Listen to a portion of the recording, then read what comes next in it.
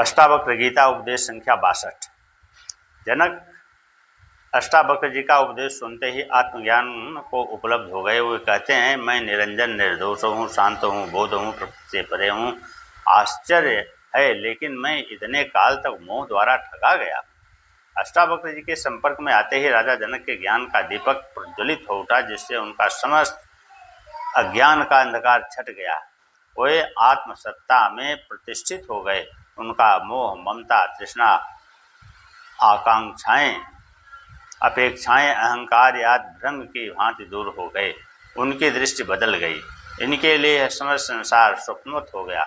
जिसका स्वप्न से जागने पर स्वप्न में देखी गई समस्त माया विलीन हो जाती है, उसी प्रकार जनक को आत्मज्ञान के बाद यह शिष्ट माया वह भ्रमोत प्रतीत होने लगी। अब वे अपने को संसारी न समझकर आत्मा समझने लग गए। शरीर, मन, प्रकृति से उनका संबंध छूट गया। वासना विलीन हो गई, आसक्ति मिट गई, एक नए जीवन की शुरुआत हो गई। यह सब कुछ अकस्मात नहीं था, वरना जनक समझ भी नहीं पाते। पूर्व पात्रता थी, शक्ति के अवधारणा की क्षमता थी, तो भी वे चौंक गए और कहने लगे कि आश्चर्य है, मैं आत्म रूप हूँ, अतः मैं निरंजन निर्दोष हूँ, आत्मा की भांति शांत हूँ, स्वयं बोध हूँ, साक्षी हूँ, प्रकृति से परे हूँ। मैं इतने काल तक बस मोह के द्वारा ठगा गया हूँ। यह मोह ही वास्तव में ठगने वाला है, समस्त जगत को इसी से भ्रमित रखता है, जिससे वास्तविकता का ज्ञान नहीं हो पाता। कबीरदास जी ने भी कहा है, माया महाठगिन मैं जानी। यह माया मोह ही है, जिसे संसार जैसा है वैसा न दिखाई देकर भिन्न प्रकार का दिखाई देता है। जनक का वह माया का आवरण दूर हो गया। वे अपने स्वरूप को पहचान गए। यही गुरु महिमा है, जो लौह को सोना बना देती है। वह शिष्य की भी पात्रता है, जो स्वयं को बदलने को तैयार है, खुला है। जनक जब अपने को निर्दोष कहते हैं, पाप पुण्य कर्म आदि का समस्त मायाजाल टूट गया। वह मकड़जाल केवल अहंकार के कारण है, जिससे मनुष्य अपने को कर्ता समझता है। जब कर्तापन खो गया तो कृत्य का पाप पुण्य उसे कैसे लग सकता है। ज्ञान रूपी अग्नि में सभी भस्म हो जाते हैं। यथार्थ का ज्ञान ही पर्याप्त है। यह सब सदगुरु की उपस्थिति से ही घटा।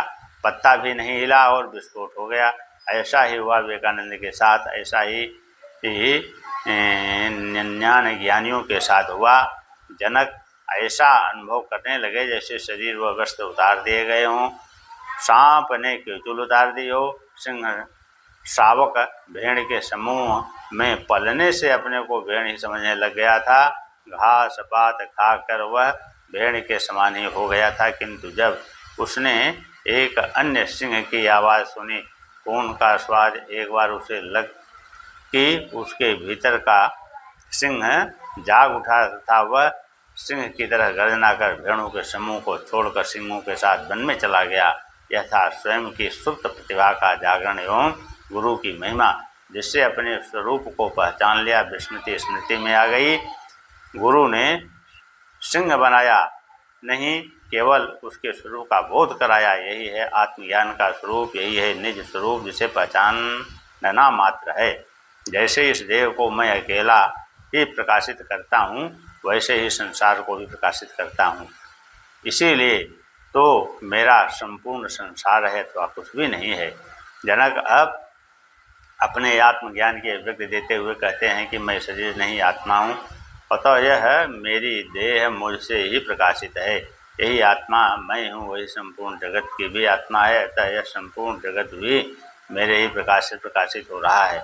अर्थात आत्मा रूप चैतन्य तत्व से प्रकाशित हो रहा है, इसलिए यह संपूर्ण संसार मेरा ही स्वरूप है, या मेरा कुछ भी नहीं है। अर्थात जिसे अहंकार एवं मोह के बस अपना कहता था, वह सब कुछ भी नहीं है, सभी ईश्वर है। आत्मा से पृथक इस जगत का अस्तित्व नहीं है।